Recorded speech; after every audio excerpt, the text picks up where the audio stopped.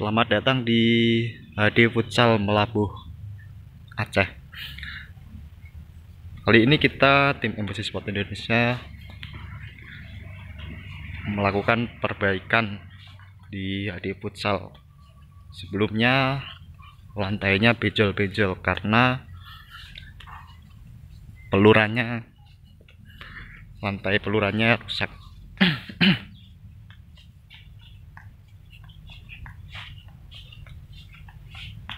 Ini setelah kita lakukan perbaikan, lapangan kembali semula lagi.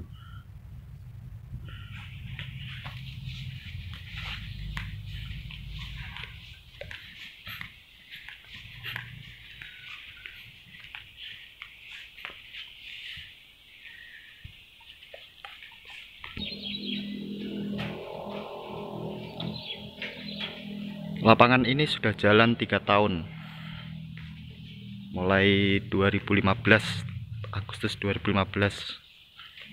Rumput masih bagus.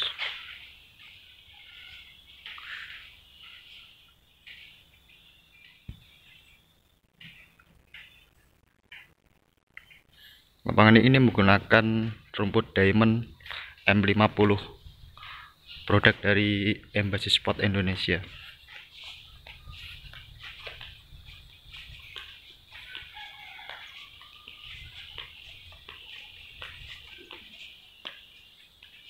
Sekian dari kami, Embassy Sport Indonesia.